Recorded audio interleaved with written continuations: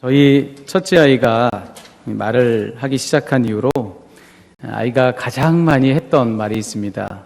아이가 좀 일찍 말을 시작했어요. 1살 조금 넘어서 1살 반, 2살 되기 전에 웬만큼 하고 싶은 말을 다 할 수 있어서 대화가 가능한 상태였는데, 아이가 그때 가장 많이 했던 말이 왜요? 라고 하는 질문입니다. 왜? 아빠 왜? 이런 질문 많이 했습니다. 다 경험이 있으신 분들이세요. 네. 어린 나이에 이제 말도 할 수 있고, 근데 모든 걸 다 새로 경험하는 거 아니겠습니까? 다 처음 보는 거니까 너무 신기했겠죠. 그러니까 이 아이가 정말 입에 왜요라고 하는 이 질문을 입에 달고 살았습니다. 그 중에서 제 기억에 나는 질문이 뭐냐면, 이런 질문을 저에게 던졌어요. 아빠, 하늘에서는 왜 비가 와? 이렇게 묻더라고요. 그래서 뭐라고 답해줘야 될까 참 쉽지 않았습니다. 2살도 되지 않은 아이에게 비는 지표면에 수분이 증발되면 구름으로 응집이 되는데 그게 무거워지면 내리는 것이 비란다. 이렇게 얘기하겠습니까? 그렇게 말해줘도 못 알아듣죠. 어린 아이에게는 적절한 답이 아닐 것입니다. 그래서 제가 고심 끝에 이렇게 대답했던 기억이 있습니다. 그거는 창밖에 있는 저 나무가 너무 목이 말라서 하나님이 나무야 물 먹어라 그러고 주시는 게 비야. 이렇게 대답했어요. 기가 막힌 대답 아닙니까? 이것도 어떻게 더 무슨 대답으로 여러분 아이의 이 호기심을 만족시켜 줄 수 있겠습니까? 이 정도 얘기하면 아이가 더 질문하지 않을 줄 알았습니다. 그런데 이 질문이 끝나자마자 또 저에게 뭐라고 질문하냐면, 그럼 아빠 왜 나무는 목이 말라? 그리고 하나님이 물 주는데 왜 그게 비가 돼? 그리고 나무는 왜 꼭 물을 먹어야 돼? 나처럼 맘만 먹으면 되는데? 이런 이야기를 끊이지 않고 저에게 물었던 기억이 있습니다. 이런 식의 대화를 하다 보면은 깨닫는 것이 하나가 있습니다. 그건 뭐냐면, 내가 다 아는 것 같지만 다 아는 게 없다라는 겁니다. 아이가 계속 물으면 처음에는 뭔가 나름 대답을 하지만 이내 할 말을 잃게 됩니다. 그러고 나서 이런 대화는 언제나 이런 말로 끝이 나죠. 엄마한테 물어봐. 왜를 묻는 아이의 이런 질문 앞에서 참 우리가 다 아는 것이 충분치 않다, 이 사실을 깨닫는데요. 대부분 이 당시 이 시기에 아이들이 묻는 질문은 당연한 것들에 대한 질문이죠. 우리에게 너무 당연하고 익숙해서 우리가 잘 알고 있다고 생각하는 것들에 대해서 아이들이 왜요? 라고 물어봅니다. 왜 그러냐고 묻죠. 그러면 그제서 우리는 내가 다 모르는구나, 이렇게 깨닫게 됩니다. 어쩌면 오늘 우리가 읽은 본문이 그런 본문일런지도 모르겠습니다. 오늘 우리가 읽은 이 요한복음 6장의 말씀은 성경 안에서 가장 잘 알려진 이야기라고 해도 될 만큼 그 정도로 유명한 이야기입니다. 먼저 2가지 이야기가 여기 담겨져 있는데요. 첫 번째 이야기는 오병이어의 기적이죠. 예수님께서 보리빵 5덩이와 물고기 2마리로 5,000명 이상의 군중들을 먹이시는 이야기가 첫 번째 등장을 하고 있고요. 그리고 바로 뒤이어서 나오고 있는 이야기가 뭐냐면, 예수님께서 풍랑 속에서 그러니까 물 위에 있는 제자들, 그러니까 풍랑 한가운데 있는 제자들을 만나 주시려고 예수님이 그 물 위를 걸어가서 제자들 만나는 그런 이야기가 2번째 이야기에 등장을 하고 있습니다. 이 말씀 가지고 설교 한 편 안 들어보신 분이 과연 여기 있을지 모르겠습니다. 어린이 설교부터 작년 설교까지 해서 참 많이 등장을 하고 있는 본문이 오늘 우리가 읽은 이 본문인데요. 심지어는 교회 다니지 않은 사람들에게까지도 이 본문은 아주 유명한 본문인 것 같습니다. 제가 이번에 설교를 준비하면서 호기심이 하나 생겼어요. 어떤 호기심이 생겼냐면, 과연 이 인터넷 검색창에 오병이어라고 치면 무슨 말이 나올까? 그런 호기심이 생겨서 한번 해봤습니다. 그랬더니만 주로 나오는 건 물론 설교들이 막 나오더라고요. 그리고 그 이름을 가진 이런 그 사역 단체들도 나오고, 심지어는 떡집 이름도 있더라고요. 오병이어 떡집. 근데 제 눈에 딱 한눈에 들어왔던 것이 뭐냐면, 어떤 불교 관련 웹사이트인데 거기에서 오병이어에 관련한 글이 꽤 짧지 않은 긴 아티클이 있는 것을 보게 되었습니다. 아마 스님이 쓰신 것 같은데 아주 관심 있게 그 글을 읽었습니다. 근데 이 정도로 다른 종교 안에서도 이 오병이어의 사건을 가지고 할 말이 있을 정도니, 이 오병이어의 이야기에 무리를 걸으신 예수님의 이 본문이 얼마나 우리들에게는 익숙한 이야기겠습니까? 그렇게 익숙하니까 우리는 생각합니다. 당연하다고요. 아주 당연한 본문으로 모든 거는 의심할 여지가 없이 당연해 라고 생각을 하고요. 그렇게 당연하기 때문에 우린 또 그렇게 생각합니다. 우리가 아주 이 말씀에 대해서 잘 알고 있다고 생각을 합니다. 오병이어의 이야기, 무리를 걸으신 예수님에 대해서는 더 들을 것도 없어. 우리는 다 잘 알고 있어 라고 생각을 하죠. 그런데 우리가 잘 알고 있다고 생각하는 이런 이야기에 어린아이들이 그렇게 하듯이 왜요? 라고 질문을 만약에 던진다면 과연 어떤 일이 벌어질까요? 질문을 한번 던져보기 시작하겠습니다. 예수님께서 도대체 왜 자신의 말씀을 듣기 위해 몰려들었던 그 수많은 사람들을 먹이시려고 했던 것일까? 지금 이 말씀을 한번 보십시오. 이 본문을 읽어보면은 예수님 주변에 수많은 사람들이 모여 있었잖아요. 근데 그들 중에서 예수님께 와가지고 예수님 배가 고파 죽겠는데 자꾸 설교만 하지 마시고 저한테 먹을 것 좀 주세요. 이렇게 부탁한 사람이 단 한 사람이라도 있었는가? 본문은 그런 이야기를 우리에게 들려주고 있지 않습니다. 거기 모여있는 사람들 중에서 음식 문제를 가지고 예수님께 뭐라고 한 사람이 한 사람도 없습니다. 제자들은 어떻습니까? 물론 오늘 우리가 읽은 요한복음 말고 다른 본문 안에서는 조금 다릅니다. 근데 우리가 오늘 요한복음 이 틀 안에서 말씀을 나누고 있기 때문에 요한복음만 보자면 이 제자들 중에서도 먼저 예수님께 와서 예수님 저 사람들 좀 불쌍하지 않습니까? 이 시간이 몇 시인데 좀 저 사람들의 이 형편도 좀 살피시면서 음식거리 좀 준비하셔야 되지 않겠어요? 이렇게 얘기한 제자들이 있었는가? 제자들 중에서도 없습니다. 지금 주변에 많은 사람들이 있지만 그들 중에서 지금 저들에게 먹을 것 좀 줘야 되겠지 않겠냐고 말하는 사람이 없습니다.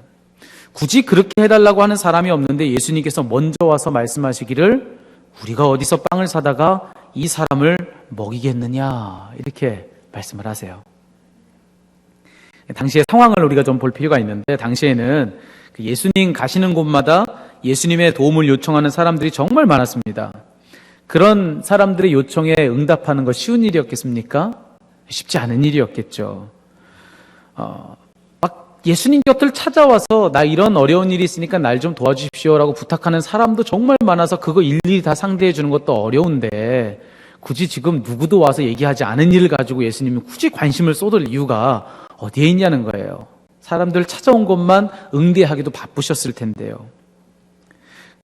게다가 지금 예수님이 하고 계신 일이 뭔지를 한번 보시기 바랍니다. 지금 예수님을 찾아온 사람들이 와서 도움을 호소하고 예수님께 뭔가를 부탁하고 있는 사람들은 하나같이 심각한 문제를 가지고 찾아왔습니다. 자신이 죽을 병에 걸렸거나 자신의 자녀가 정말 죽을 병에 걸렸을 때 예수님께 찾아와서 도움을 요청하지요. 근데 그런 문제의 심각성에 비하면 지금 본문의 이 문제는 아주 일상적인 일에 불과합니다. 그냥 하루 한 끼의 식사를 해결하는 정도의 일밖에 되지 않습니다. 그런데 그런 문제를 위해서 예수님이 다 바쁜 상황 마다하고 지금 여기에 집중하고 계시더라는 거죠. 예수님은 도대체 왜 그러셨던 걸까? 이런 질문이 생기는 대목입니다. 게다가 꼭 그런 방법이어야 했었을까라고 하는 질문도 생깁니다. 왜 꼭 그런 방법 사용하신 것일까? 다른 방법도 있었을 것입니다. 그냥 아주 유력한 사람의 마음을 감동시켜서 그 사람이 음식을 공급하게 하는 아주 상식적인 방법으로 일하셔도 됐습니다. 그런데 그렇게 일하지 않으시고 예수님은 지금 굳이 보리빵과 물고기가 끊임없이 나눠진 그런 기적을 통해서 사람들을 먹이고 계시더라는 거죠. 왜 꼭 그런 방법이었을까? 이런 질문을 한번 던져보는 겁니다. 답을 찾기가 만만치가 않습니다. 두 번째 기적 이야기도 한번 보실까요? 두 번째 이 기적 이야기를 보면 예수님이 무리를 걸어서 제자들을 만나시잖아요. 지금 상황은 제자들은 더 먼저 일찍 출발을 했고요. 밤이 되도록 예수님이 그곳에 오시지 않은 그런 상황 속에서 예수님이 그 밤에 무리를 걸어서 제자들을 만나주시는 내용이 오늘 본문의 이야기입니다. 여기서 이런 질문을 갖게 되는 겁니다. 왜 꼭 무리를 걸어가셔야 했던 것일까? 그냥 마른 땅으로도 가도 되지 않습니까? 제자들이 배 타고 갔다 할지라도 목적지가 가버나움이라고 분명히 얘기하고 있으니까 거길로 예수님은 걸어서 가셔도 되잖아요. 그런데 예수님 걸어서 가시지 않고 무리로 가셨다는 거예요. 혹시 예수님이 그렇게 생각하셨던 걸까요? 이 제자들이 먼저 출발해서 이걸 따라잡으려면 쏠 것이 필요한데 이렇게 물가로 한참 걸어서 가는 것보다 물을 가로질러 가는 게 낫겠다. 이렇게 생각하셔서 무리로 걸어가셨던 걸까? 꼭 그렇다 할지라도 배 타고 가면 되지 않습니까? 배를 타고 쫓아가도 되는데 예수님은 배를 안 타고 또 걷는 방법도 택하지 않으시고 무리를 걸어서 가시는 아주 이상한 방법으로 일하고 계시더라는 겁니다. 도대체 예수님 왜 그러셔야 했을까? 이 본문에 보면 또 재밌는 게요. 예수님이 그렇게 무리를 걸어서 제자들을 만나 주셨을 때 제자들이 반응이 어땠다고 이야기를 해주냐면 감격적이었다 이게 아니라 무서워했다. 예수님을 보고 아주 무섭고 두려웠다 이렇게 얘기를 합니다. 당연하지 않습니까? 여러분 어두운 골목길 걸어가다가 저 어두운 흠이진 곳에 사람이 한 명 툭 튀어나와도 아니 고양이가 한 마리만 튀어나와도 우리 심장은 바닥으로 뚝 떨어집니다. 그게 우리들의 심리인데 지금 상황은 어떤 상황입니까? 지금 이미 흑암이 가득한 그런 늦은 밤이고요. 게다가 지금 상황은 바다 한가운데 갈릴리 바다 한가운데 배를 타고 가고 있는데 풍랑이 일어서 물결이 사납게 몰아닥치고 바람이 불고 있는 그런 상황 속에서 저 물결 한가운데서 누군가 저벅저벅 걸어오시는 겁니다. 그러니 그런 누군가의 모습을 보는 제자들의 마음이 얼마나 무서웠겠습니까? 그러니 한번 이런 질문 생기는 거 당연하지 않습니까? 예수님 그냥 제자들을 이렇게까지 놀래키시면서 이렇게 하셔야만 하는 그런 이유가 꼭 있었나? 왜 그러셨나? 이런 질문을 한번 던져보는 것입니다. 이런 질문 가지고 말씀을 잘 살펴보면 우리 눈에 보이는 것이 한 가지가 있는데요. 이 두 가지의 기적 이야기가 6장에서 기록이 되고 있잖아요. 근데 6장이 시작되기 바로 전에 5장의 마지막 구절이 어떻게 끝나는가라고 하는 것, 그게 눈에 들어옵니다. 예수님께서 5장을 마치실 때 그 주변 사람들에게 하신 말씀이 있어요. 뭐라고 말씀하셨냐면 46절과 47절에 너희가 모세를 믿었더라면 나를 믿었을 것이다. 모세가 나를 두고 썼기 때문이다. 그러나 너희가 모세의 글을 믿지 않으니 어떻게 내 말을 믿겠느냐라고 질문을 하십니다. 그리고 그 질문이 끝나고 나서 바로 뒤이은 6장의 사건에서 두 가지 기적의 이야기가 등장을 하고 있죠. 자, 예수님이 지금 하신 이 말씀이 뭔가를 한번 잘 생각해 볼 필요가 있습니다. 무슨 말씀이었는가? 예수님이 지금 이 말을 하실 때 이 말을 듣고 있는 사람들은 유대 사람들이죠. 유대 사람들은 구약에 대해서 아주 잘 알고 있는 사람들이었습니다. 특별히 구약의 중심에 있는 토라에 대해서요. 그리고 토라의 한가운데 있었던 모세에 대해서도 잘 알고 있는 사람들이었습니다. 그럼 그들을 꼬집어서 예수님 말씀하시면서 너희가 이 구약만 잘 읽어도 나에 대해서 알고 믿는 것은 어렵지 않았을 텐데 구약을 잘 안다고 얘기하는 너희들이 나에 대해서 모르는구나, 이 말씀인 것입니다. 왜냐하면 구약이라고 하는 성경 자체가 궁극적으로는 예수님을 가리키고 있기 때문에 구약만 잘 봐도 예수님 보는데 문제 없다라는 거죠. 그리고 그 중심에 있는 모세만 잘 알아도 예수님이 누구신지 아는 거 문제 없었을 거라는 거예요. 예수님은 그걸 말씀하시는 겁니다. 그런데 그걸 잘 알고 있다고 생각하는 너희들이 정말 나에 대해서 이토록 모르니 이게 무슨 말이냐, 어떤 상황이냐, 이렇게 그들을 꼬집고 계시는 거죠. 예수님이 지금 이 말씀을 하신 다음에 6장을 시작하십니다. 여기에 뭔가 힌트가 있는 것이 아닐까.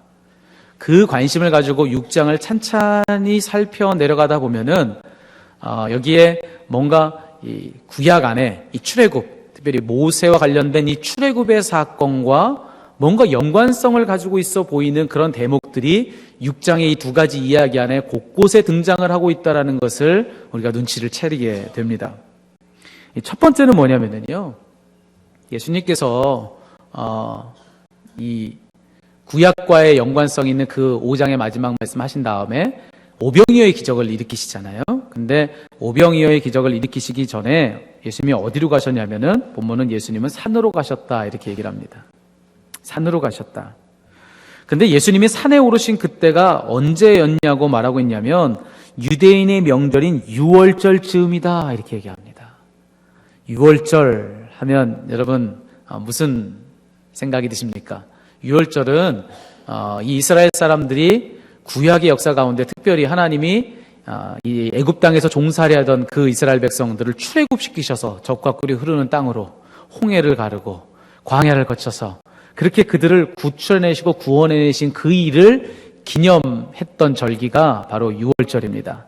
근데 그 유월절기에 예수님이 산에 오르셨다 이렇게 얘기하고 있습니다. 예수님은 지금 산에 오르셨습니다. 마치 모세처럼요. 모세가 산에 오르지요. 출애굽의 사명을 하나님께 받기 위해서 그는 산으로 올라갑니다. 하나님이 이스라엘 백성과 맺는 특별한 언약의 그 하나님의 계획을 듣기 위해서 그는 산에 올랐습니다. 하나님이 주신 십계명, 하나님 중심의 질서 아래 사는 삶이 뭔지를 배우기 위해서 십계명 받기 위해 그는 산으로 올라갔습니다. 그렇게 출애굽의 사건 한가운데서 모세가 산에 올라갔듯이 지금 예수님은 마치 모세처럼 산에 올라가고 계시다라는 사실이에요. 근데 올라가서 뭘 하셨는가를 봐야 되겠지요. 올라가서 예수님 하신 일을 보니까 오병이어의 기적으로 사람들을 먹이신 일을 했습니다. 근데 이것 역시 뭔가 좀 비슷합니다. 뭘 가지고 사람들을 기적적으로 먹이셨죠? 5개의 보리빵과 2마리의 물고기를 가지고 사람들을 먹이셨습니다. 여러분, 출애굽 사건을 우리가 떠올린다면 이거와 비슷한 뭔가 여러분 떠오르는 게 있지 않습니까? 지금 예수님은 보리빵과 물고기를 먹이셨는데 그 옛날 하나님은 모세를 통해서 어떻게 먹이셨습니까? 당신의 백성들을 하늘의 만나와 메추라기로 백성들을 먹이셨습니다. 그렇게 만나와 메추라기로 백성들을 먹이셨던 그 하나님께서 지금은 예수님을 통해서 보리빵과 물고기를 가지고 사람들을 먹이고 계시더라는 거죠. 그럼 여러분 너무 닮아있지 않습니까? 이 내용들도 한번 보십시오. 모세의 때도 그렇고 예수님 때도 그렇고 하나는 탄수화물, 하나는 단백질. 너무 비슷한 이 음식을 가지고 예수님은 똑같이 같은 짝으로 지금 하나님은 그렇게 백성들을 먹이고 있는 것을 보게 됩니다. 이것뿐만이 아닙니다. 이 다음 사건을 보면은 예수님이 무리를 걸어가신 기적이 나오잖아요. 근데 이 기적도 아주 재밌습니다. 이 기적, 무리를 걸어가신 예수님의 기적의 내용을 살펴보자면 이런 상황이죠. 백성들은, 지금 이 제자들은 자신의 힘으로 저 가버나움 땅으로 가려고 노력하고 있는 상황입니다. 그런데 갑자기 풍랑이 몰아닥치고 바람이 불었으니 어떻게 갈 수 있겠습니까? 그래서 성경은 얘기할 때 아무리 노를 저어도 갈 수 없었다라고 이야기를 하고 있죠. 내 힘으로 가고자 했지만 갈 수 없는 한계에 봉착했을 때 그때 예수님이 신비한 방법으로 거기에 개입하십니다. 예수님이 개입하시니까 어떤 일이 벌어집니까? 예수님을 그들의 배 안으로 모셔드렸을 때 오늘 보면 마지막 절이 얘기하고 있는 것은 그들이 가려고 하던 땅으로 그들이 가게 되었다 이렇게 얘기합니다. 무슨 사건입니까? 홍해입니다. 홍해의 사건하고 너무나도 똑같습니다. 홍해도 마찬가지 아닙니까? 본인들의 노력으로 가고자 했지만 한계에 봉착했고요. 그 한계에 봉착했던 바로 그 순간에 하나님이 기적적으로 신비한 방법으로 개입하셨을 때 물이 갈라지고 그 젖은 땅이 마른 땅 되었던 것 우리가 성경을 통해서 보지 않았습니까? 거기를 건너서 그들이 가려고 하던 땅으로 하나님의 그 방법으로 갈 수 있었다라는 것이 홍해의 사건입니다. 그 일이 지금 똑같이 여기에서 일어나고 있다라고 이야기를 하고 있습니다. 그런데 가장 결정적인 것은 그 무엇도 아니라 바로 본문 20절의 말씀입니다. 오늘 우리가 읽은 6장 20절의 말씀을 보면 사나운 바람과 물결 사이로 예수님이 나타나셨고 그들에게 말을 걸어오셨을 때 제자들은 아주 두려웠다 이렇게 얘기를 하고 있어요. 근데 그렇게 두려워하던 이 제자들에게 예수님께서 건네신 말씀이 뭐였는가 말씀을 보니까 예수님이 이런 말씀하세요. 나다 두려워하지 말아라. 나다 두려워하지 말아라. 여기서 사용된 이 나다라는 말이에요. 나다라고 하는 이 말, 우리말 번역본에서는 잘 드러나지 않지만 헬라어 원어를 보면은 이 말은 에고에미라고 하는 말입니다. 에고에미. 근데 이 말이 어떤 말이냐면 구약 출애굽의 역사 속에서 모세가 하나님의 그 불타는 떨기나무, 하나님의 임재의 자리에 그가 서지요. 거기서 하나님이 하나님 자신을 누구라 알리시면서 이 모세에게 말을 걸으십니다. 그때 하나님이 스스로를 알리실 때 사용하셨던 그 말이 바로 이 말입니다. 에고엠이, 나는 스스로 있는 자니라. I am who I am. 이 말과 똑같은 말. 이 모세가 하나님이 누구신지, 야훼 하나님이 누구신지에 대해서 전해 들었던 그 하나님의 이름, 그 이름을 가지고 예수님은 자기 자신을 알리는 말로 사용하고 계시더라는 것이지요. 그러니 여러분 결국 무슨 말이겠습니까? 지금 나눴던 이 모든 이야기를 다 가지고 여러분 한번 이 의미가 뭘까 생각해 볼 필요가 있습니다. 예수님은 왜 굳이 산 위에 올라서 보리빵과 물고기로 사람들을 먹이셨을까? 예수님은 왜 굳이 마른 땅 놔두고 어렵게 무리로 걸어가가지고 제자들을 만나 주셨던 것일까? 그들이 배고픈 게 너무 불쌍해서요? 그 길이 지름길이라서요? 그렇지 않습니다. 그것을 통해서 진정 예수님이 누구신지를 그들에게 알려주려고 하셨던 것입니다. 당시의 대부분의 유대인들은요, 그들의 조상 모세가 들려주는 구약의 하나님은 믿었지만 바로 자신들의 눈앞에 있는 예수님이 그 하나님이라는 사실에 대해서는 눈뜨고 있지 못하고 있는 상황입니다. 그런 그들을 일깨우려고 하셨던 것입니다. 너희가 지금껏 섬기던 그 야훼, 나는 스스로 있는 자다라고 알려져서 너희들 곁으로 찾아왔던 그 여호와가 바로 나다. 이 말씀 하시기 위해서 구약의 옷을 입으시고 출애굽의 옷을 입으시고 모세의 옷을 입고 그렇게 이 사람들과 제자들을 만나고 계셨더라는 것이지요. 그래서 결국은 이 말씀을 하시려고 하셨던 것입니다. 나다. 나는 스스로 있는 자다. 너희가 그간에 늘 찾고 부르던 그 야훼, 너희 조상을 애굽에서 구원해내고 홍해에서 건져내서 또 만나와 메추라기를 먹여서 젖과 꿀이 흐르는 그 땅으로 너를 데리고 갔던 그 여호와가 바로 나다. 이 사실을 일깨워 주시기 위해서 예수님은 지금 6월절에 모세처럼 산에 오르셨고요. 그 옛날 모세를 통해서 일어났던 그 일처럼 보리빵과 물고기로 사람들을 먹이셨고요. 그 옛날 모세가 경험했던 것처럼 똑같은 두려움에 사로잡혀 있는 제자들을 찾아가서 거기서 나다, 나는 스스로 있는 자다, 그렇게 구약의 이름으로 자신을 알려주셨던 것입니다. 이처럼 당시의 그 기적은 자신이 누구인지를 알리시기 위해서 예수님께서 사용하신 방법이었다라고 말을 해야 합니다. 기적이라는 그릇 안에 자신을 담아놓으신 것이죠. 그릇보다 언제나 더 중요한 것은 음식입니다. 그러나 어떻습니까? 기적보다 더 중요한 것은 음식이고 기적보다 더 중요한 것은 그 안에 담겨있는 예수님의 존재인데, 오늘 우리를 비롯해서 그간에 우리 모든 사람들이 삶을 돌아볼 때 우리가 알게 되는 것은 무엇입니까? 사람들은 예수님 당시도 그렇고 우리들도 그렇고 그릇 안에 담겨 있는 그 음식보다 그릇 자체에 열광을 합니다. 기적 안에 담겨 있는 예수님의 존재, 그분이 누구신지, 우리를 향한 그분의 마음이 무엇인지가 거기 다 담겨 있는데 그것에 대해서는 관심을 가질 겨를도 없고 틈도 없습니다. 어서 빨리 기적이라고 하는 것을 내 삶에 끌어당겨서 그것 가지고 어떻게 하면 내게 더 필요한 결과들을 만들어낼까? 어떻게 하면 기적을 더 빨리 효과적으로 끌어들여서 내가 원하는 결과를 더 만들어낼까? 더 효과적으로 그런 결과들을 일으킬까? 여러분, 어떻게 하면 기적을 더 끌어당겼을까에 더 관심 두고 살아가는 것이 우리들의 모습들은 아닌가라는 생각이 드는 것입니다. 기적은 오늘 성경 말씀에 보니까 하나님의 방법이었습니다. 하나님이 누구신지를 알려주시기 위해서 하나님이 사용하신 방법이 기적입니다. 그런데 그런 하나님의 방법과 하나님의 수단을 가져다가 우리는 우리의 수단을 삼아버리죠. 하나님을 드러내기 위해서 하나님 쓰신 방법 가져다가 하나님을 드러내는 것이 아니라 나의 자아를 드러내기 위한 나의 방법으로 삼아버리고 그렇게 사용하는 데 더 관심을 갖는 것이 우리 많은 사람들이 저를 포함해서 하고 있는 일이라는 것입니다. 그런 관심을 가지고 기적을 대하기 때문에 보통 기적에 대한 말씀을 우리가 읽으면, 특별히 오늘 본문에 나오고 있는 이런 이야기를 보면 그 말씀을 그저 문제 해결의 솔루션처럼 그렇게 말씀을 부여잡는 경우들이 많이 있습니다. 특별히 오늘 오병이어의 기적을 예수님이 스스로를 드러내신 이야기로 듣는 것이 아니라 오병이어의 기적을 어떻게 했습니까? 우리가 우리 힘으로 감당될 수 없는 어떤 큰 문제를 만났을 때 어떻게 하면 그 문제를 넉넉히 해결할 수 있는지 그 비결을 알려주는 말씀으로, 그 말씀이 있습니다. 그리고 무리를 걸어오신 예수님의 그 이야기는 우리가 어떻게 했습니까?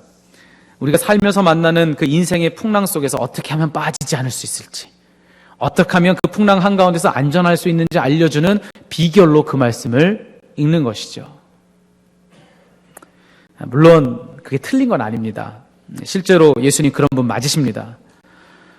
우리 가진 능력이 턱없이 부족해도 그런 우리가 주님의 손 위에 올려지고 그분이 우리를 축사하시면, 그래서 우리를 사용하시면 그분의 그 능력 안에서 우리는 능력이 부족함에도 불구하고 충분해지고 우리는 넉넉해지는 것을 여러분 믿으시기 바랍니다. 성경 곳곳에서 우리에게 하나님은 그런 믿음을 가지라고 말씀을 하고 계십니다.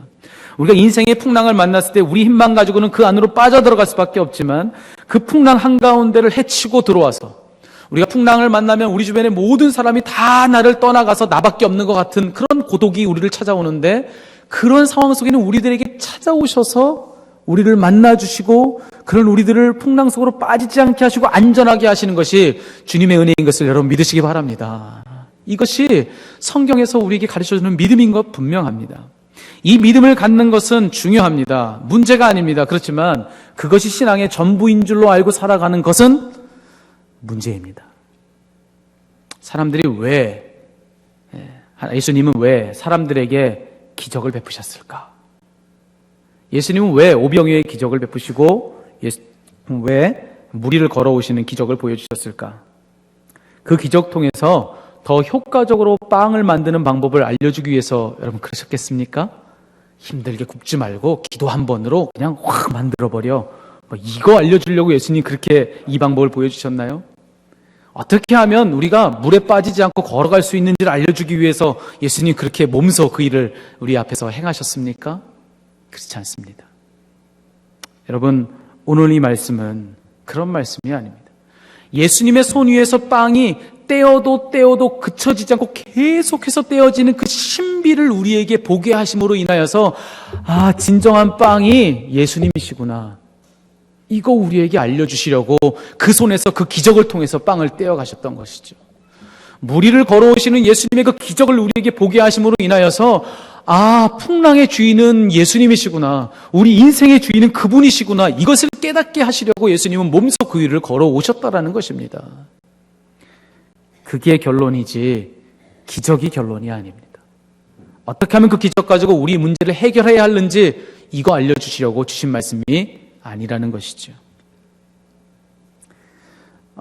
저희 집에 두 아이들은 아직도 산타를 믿습니다. 근데 제가 2부 예배 때 이 설교를 하면서 이 예화를 얘기하는데 어린아이들이 있어서 조금 걱정이 됐는데, 오늘도 좀 한 아이가 있었으면 염려가 되는데, 저희 아이들이 산타를 지금도 믿어요. 성탄절이 되면 이렇게 와가지고 선물해주는 산타 할아버지가 아빠라는 사실을 아직 잘 모르고 있습니다. 그러다가 작년 성탄절에는 그 안에도 몰랐는데 뭐 또 알겠어 싶어가지고 좀 허술하게 준비를 했어요. 그동안에는 정말 철저하게 준비했거든요. 이렇게 선물을 준비하고 나서 이게 편지를 이렇게 쓸 때에도 제가 오른손으로 제 글씨로 쓰면 알아볼까봐 왼손으로 이렇게 다 서가지고 그리고 아이에게 선물을 주기도 하고요. 하여튼 저를 감추기 위해서 정말 최선의 노력을 다했습니다. 그런데 올해에는 그냥 설마 그러고서 그냥 편하게 했는데 드디어 아이가 질문을 하기 시작했습니다. 어떤 질문을 했냐면, 작년에 그냥 선물을 그냥 인터넷 쇼핑몰에 사다가 그냥 그 박스에 포장해서 줬거든요. 근데 첫째 아이가 갑자기 저를 붙잡고 하는 얘기가, 아빠, 근데 왜 산타 할아버지가 아마존 박스에다가 선물을 줬어? 그리고 둘째 아이는 설마 둘째는 모르겠지 그랬는데, 이 둘째 아이가 갑자기 아빠 나 뭔가 아는 것 같은데 그러면서 하는 얘기가, 왜 산타 할아버지가 아빠 사무실에 있는 거랑 똑같은 포장지를 썼지? 아마 조만간에 걸릴 것 같습니다. 예. 근데 걸려도 상관없습니다. 걸려도 아무런 상관없습니다. 제가 저희 두 아이들에게 산타가 되려는 까닭은 아이들에게 산타에 대한 믿음을 주기 위해서 그렇게 하는 것도 아니고요. 그리고 그런 방법 아니고서는 선물 줄 수 있는 다른 방법이 없어서 제가 그런 방법으로 선물을 주는 것은 아닙니다. 제가 아이들에게 산타가 되어주려고 하는 까닭은 아이들의 눈높이에 맞추어서 아빠의 마음을 전달해 주기에 아주 적절하고 꽤 괜찮은 방법이라고 생각하기 때문에 그렇습니다. 아빠의 마음만 전달되면 됐지, 그 산타라고 하는 방법은 그저 그릇이고 방법일 뿐이기 때문에 그 방법이 깨어지는 것은 아무런 상관없습니다. 아니, 어떤 의미에서는 깨져야만 합니다. 아주 산산조각 나야만 합니다. 왜냐하면 아이들이 알만한 나이가 돼서도 그저 산타의 비밀을 믿고 산다면, 진짜 그 안에 담겨서 선물로 주어지고 있는 것이 그 선물이 아니라 아빠의 마음이라고 하는 거 모른 채 그저 선물만 좋아서 산타만 기다리고 있는 아이들이 된다면, 여러분 그것이 얼마나 안타까운 일이겠습니까? 그런 의미에서 이 산타의 비밀은 어느 순간에 오면 반드시 깨어져야만 합니다. 그래서 진짜 선물이 그 선물이 아니라 아빠 마음이라는 것을 알아야 되는 것이죠. 하나님도 그러지 않으시겠습니까? 하나님도요. 오늘 본문의 말씀에 보니까 하나님은 사람들에게 선물을 주고 계세요. 기적이라고 하는 그 방법 안에 하나님 자신을 담고 하나님 마음을 담아서 그것을 사람들에게, 제자들에게 선물로 이렇게 주고 계시죠. 그 선물을 주신 까닭, 기적을 신봉하고 살으라고 주시는 선물이겠습니까? 그 기적, 그것은 하나님의 마음을 알라고 주시는 선물입니다. 하나님이 누구신지에 대해서 눈뜨라고 주시는 선물이라는 것이죠. 그런데 혹시 우리는 하나님 말고 그냥 그저 그 기적 좋아하는 사람들은 아닌가? 여러분 한번 우리 자신을 한번 돌아보았으면 좋겠습니다. 알만한 나이가 되었는데도 선물에 담겨있는 아빠의 마음에 대해서는 관심이 없고 그저 선물만 좋아서 선물 주는 산타만 기다리고 있는 이 아이들이 아빠에게는 기쁨일 수 없듯이 혹 기적 안에 담겨있는 하나님에 대해서는 관심이 없고 하나님 마음에 대해서는 전혀 관심사가 아니고 그저 기적만 바라는 것이 우리들의 모습이라고 한다면 우리는 하나님의 기쁨일 수 없습니다. 그러니 사랑하는 성도 여러분, 오늘 이 말씀 앞에서 우리가 한 가지를 좀 같이 해봤으면 좋겠습니다. 그것은 뭐냐면 우리들이 살아온 지난 날을 한번 되돌아보는 일입니다. 우리가 어떠한 인생의 여정을 거쳐서 오늘 여기까지 왔는지를 한번 돌아보았으면 좋겠습니다. 우리의 삶 가운데 얼마나 많은 기적이 있었습니까? 제가 이렇게 말씀을 드리면 누군가는 그렇게 말씀하실지 모르겠어요. 기적이요? 기적 한 번도 본 적 없는데요. 그냥 내 삶은 평범했고 몸이 건조했어요. 기적이라는 것 특별히 그렇게 본 적 없습니다. 이렇게 말씀하실지 모르겠습니다. 근데 그런 분들에게 드리고 싶은 말씀이 있습니다. 기적이 없었던 것이 아니라 기적을 기적으로 보는 눈이 없는 것입니다. 라고요. 왜 그렇습니까? 삶이 평범했다고요? 삶이 무미건조했다고 말씀하셨습니까? 그게 기적입니다. 우리 삶의 문제를 만나고 나면 우리들의 평범한 일상이 얼마나 기적이었는지 그 사실을 그때는 깨닫지 않습니까? 사소하다고요? 그 사소한 일조차도 누리지 못하고 있는 사람들을 볼 때 나에게 사소한 그것이 얼마나 큰 은혜인지 깨닫게 되지 않습니까? 여러분 기적 이야기에 대해서 경험이 없다라고 말씀하신다면 은혜의 이야기를 한번 해보겠습니다. 여러분 우리 지난날 돌아온 삶을 되돌아볼 때 혹시 하나님의 은혜를 경험했던 적이 있으셨습니까? 하나님의 은혜였다라고 고백하는 그런 내용이 여러분 삶에 있으셨는지 한번 돌아보시기 바랍니다. 없지 않았을 것입니다. 큰 것도 있었겠지만 아주 작고 사소한 은혜의 경험들도 여러분 안에 있었으리라고 저는 확신합니다. 왜냐하면 하나님의 은혜가 아니고서는 우리가 여기까지 올 수 없었기 때문에 그렇습니다.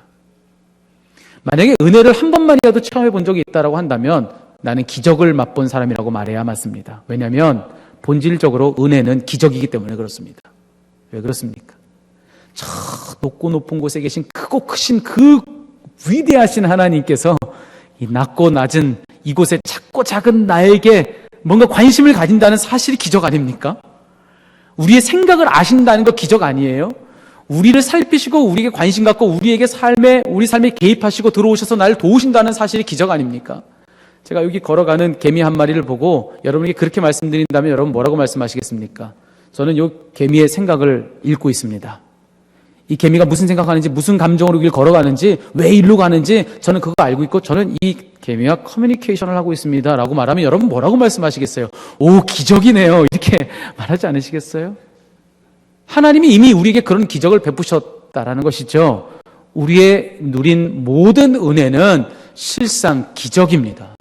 기적입니다.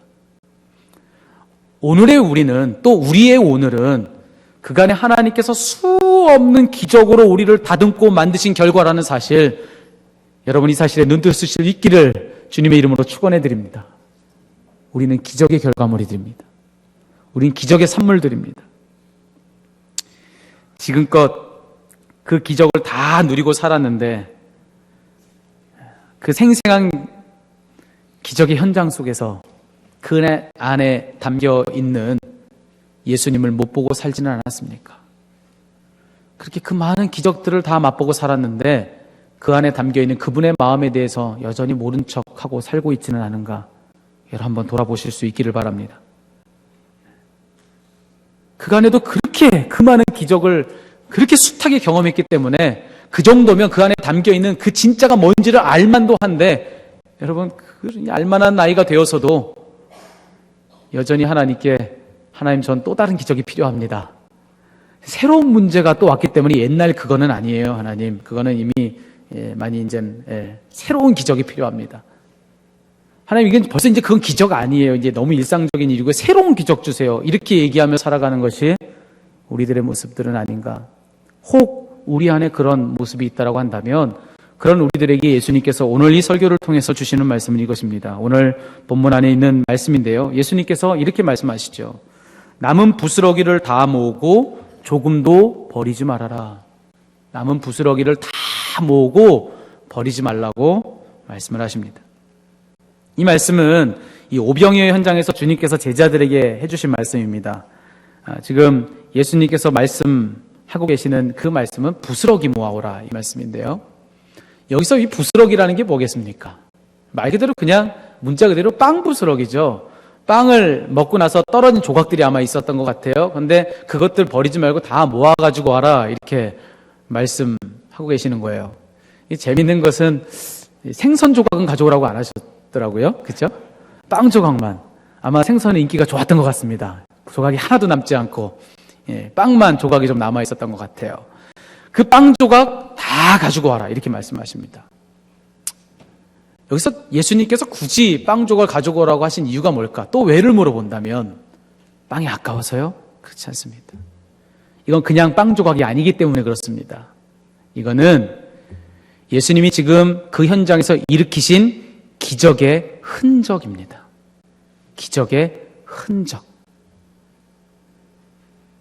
예수님이 이미 기적으로 일으키셨던 그 오병이어는 다 먹어서 없어져 버렸습니다. 다 먹어치웠습니다.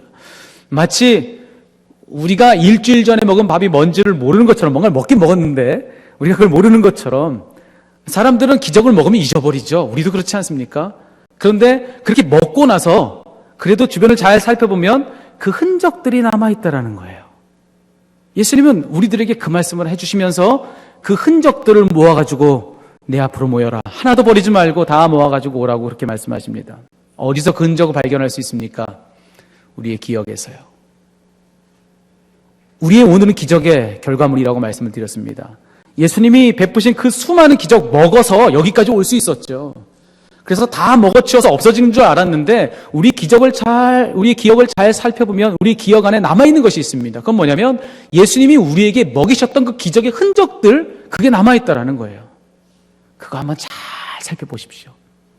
그리고 그것들 예수님 명령에 의지해서 하나씩 모아서 그간에 어떤 일을 하셨는지 언제 날 살려주셨는지 내게 뭘 공급하셨는지 그것들을 다 모아가지고 오늘 주님 말씀처럼 주님 앞으로 한번 가지고 와보시기 바랍니다. 그러면 성경은 어떤 일이 일어난다고 말해주고 있습니까? 그것이 이전에는 그냥 조각이었고 부스러기였을 뿐이지만 이 제자들이 그것을 모아가지고 예수님께 오니 그것이 뭐가 되었다라고 말을 하고 있습니까? 12광주리가 되었더라. 그저 조각이었을 뿐인데 12광주리의 충분한 음식이 되어서 그것만 가지고도 사람들을 새로 먹일 수 있는 가능성이 되었다는 겁니다. 그것만 봐도 예수님이 누구신지 흔적만 볼 때는 이거 가지고 뭐였지? 기억이 불분명했지만 이걸 다 모아보면은 하나님이 누구신지 그 하나님의 온전하신 하나님의 그 충분하심이 다 드러날 만한 그 영적인 재료와 음식이 그 우리 눈앞에서 펼쳐지게 된다는 이야기를 성경은 해주고 있습니다. 그러니 이 말씀을 의지해서 여러분 한번 오늘 해보시면 좋겠습니다. 여러분 그간에 어떻게 살아오셨습니까? 몇 해 살지 않은 제가 감히 이런 부탁을 여러분께 드릴 수 없는 것이지만은 하나님의 은혜를 우리가 기억하기 위해서 여러분들에게 이런 도전을 드립니다. 여러분 지나온 우리들의 모든 생애들을 하나씩 한번 살펴보셨으면 좋겠습니다. 어떤 상황을 거쳐 나오셨습니까? 어떠한 것들을 공급받으셨습니까? 만약에 내 힘으로 얻지 못할 것을 얻었다고 한다면 바로 그 자리가 오병이어의 예수님을 만났던 자리입니다. 내 힘으로 거쳐놓을 수 없는 환경을 내가 거쳐나왔다면 바로 그것이 무리를 건너와 나를 만나주시는 예수님을 만났던 현장이라고 이야기하고 있습니다. 한번 하나씩 기억을 더듬어 보시기 바랍니다. 그렇게 더듬어 보면 그 하나하나는 부스러기지만 그것이 12광주리의 충분함이 될 줄 믿습니다. 거기서 하나님이 드러나실 줄 믿습니다. 하나님이 누구신지, 내 평생의 삶 속에서 하나님이 어떤 일을 해오셨는지, 하나님이 아주 오래전부터 내 곁에 계셨다는 사실이 거기서 드러나고요. 그리고 지금도 하나님이 내 곁에 계시다는 사실이 생생하게 드러나고요. 그리고 앞으로도 하나님은 나와 함께 하실 거라는 확신도 거기서 드러나게 될 것입니다. 그러니 한번 돌아보십시오. 하나씩 한번 모아보십시오. 바로 거기서 12광주리의 모습으로 우리를 찾아오시는 하나님을 만나게 되실 줄 믿습니다. 기도하시겠습니다. 하나님, 그 온갖 기적을 다 먹고 살았음에도 불구하고 하나님, 우리는 그냥 먹고 잊어버리는 사람들이었습니다. 그 많은 것을 먹었으면 이제 알만도 한데 그 사실을 깨닫지 못한 채 예수님이 진짜 우리의 음식이셨다는 사실, 우리를 여기까지 인도하신 능력이었다는 사실, 그 사실을 알지 못한 채 그저 기적만 바라고 살았습니다. 그래서 우리에게 필요한 것은 예수님이 아니라 또 다른 기적인 줄 알고 살았습니다. 하나님, 우리를 불쌍히 여겨주시옵소서. 아버지, 우리의 지난날의 삶만 제대로 되돌아봐도 예수님 누구신지, 하나님 누구신지를 알 수 있다라고 말씀을 하시는데, 하나님 이제 이 일을 시작하려고 합니다. 우리에게 지혜 주시고 우리에게 은혜 주셔서 지난날 우리의 삶을 되돌아볼 때 하나님 기억의 흔적들이 우리 안에 드러나게 하시고, 그렇게 그것들을 하나하나 모아올 때 그곳에서 12광주리의 모습으로 충분함으로 우리를 만나주시는 하나님의 새로운 임재 경험하게 하여 주시옵소서. 여기까지 인도하신 하나님 감사합니다. 늘 함께 하셔서 영광 받아 주시옵소서. 예수님의 이름으로 기도했습니다. 아멘.